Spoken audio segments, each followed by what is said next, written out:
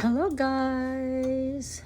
Magandang buhay! Ayan, for today's video, tayo po gagawa ng dessert. Ang ating gagawin ay ang bilo-bilo. So, nagpapakulo po tayo ng ating sago or tapioca. Ayan, nagpakulo po tayo at nilagyan natin ng asukal. Ayan, ito lang po ang handa ko sa birthday ko, ang bilo-bilo. 50 pieces dahil 50 years old. Charot. Ayan, at siyempre nilagyan na natin ang ating milk, coconut milk. Ayan, dalawa ang ginamit natin. So, abangan later kung anong magiging itsura, kung okay ba, masarap or not. Siyempre, so enjoy watching guys. Love, love, love. Happy New Year. Ilagay na natin ang ating kamote. Ayan, sweet potato.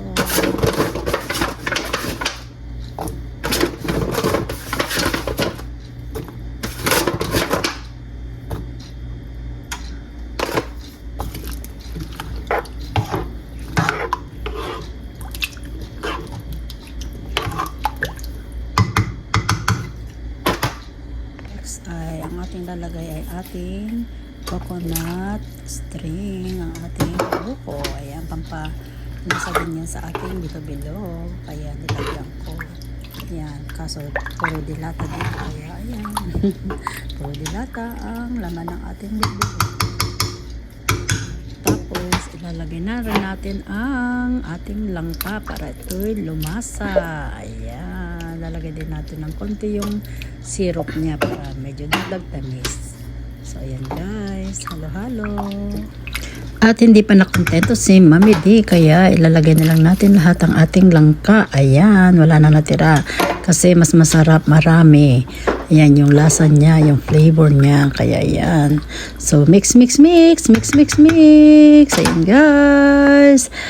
Ayan, tapos, syempre, tikman na natin kung malasa ba o matabang, kulang sa asukal. So, pwede natin dagdagan. So, enjoy watching guys! Next ko naman ilalagay ang ating banana. Ayan, banana saba. Meron tayong nabiling saba para kumpleto. Ayan, kompletos ricados ang ating ilalagay sa ating bilo-bilo para mas masarap. Syempre, minsan lang gumawa ng kompleto kaya dapat masarap siya. Ayan guys. Sige, halo-halo hanggang sa lumapot. Medyo maliit ang ating lagayan kasi ang dami pang ilalagay ng mga nung tawag dito, yung glutinous na ginawa ko na bilo-bilo pambilo. Ano yung tawag doon? Basta yung bilog-bilog. Yan. Kaso hindi nakakasya kasi masyadong maliit ang ating lagayan. Kaya inilagay ko na lang siya sa freezer para sa susunod na pwedeng gamitin. Yan. So, medyo matabang, dagdagan ng asukal. Ayan. Bale, brown sugar ang ginamit ko para hindi masyadong matamis. Ayan. Kasi medyo nakakasawa kapag matamis. Ayan. Halo-halo. Kasi nahalo ko para hindi siya magdikit-dikit yung ating bilog-bilog. Bilog-bilog. Ayan. So, kasi syempre malagkit siya. Kaya kailangan halo-haluin ng halo-haluin. So, yan guys. Ay, kakanta na ba ako? Kakanta na ba? Haba ako na lang po yung background music niya. Halo-halo, get out. Ayan, tikim ulit. Ayan, ano lang lasa Mami D? Kulang pa? Kulang pa ba? Ayan, time-lapse na ulit. Kasi lalagyan na natin yung bilog-bilog natin. Siyempre, medyo marami yun. Ayan. Check. Nilagay ko na lahat.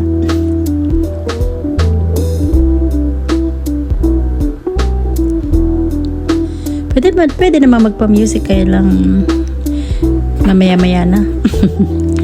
So, ayan, malapot na.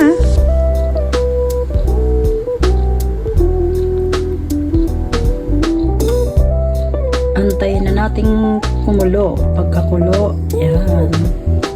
Turn off na natin yung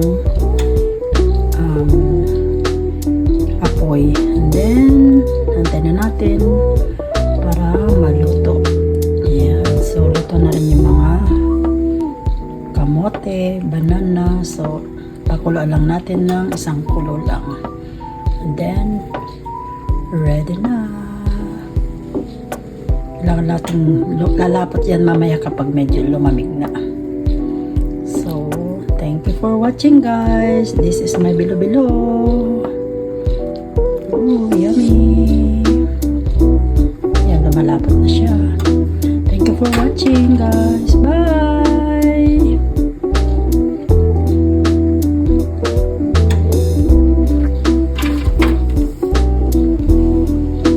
Ayan, malapot na guys. Kumulo na siya. Lumapot na.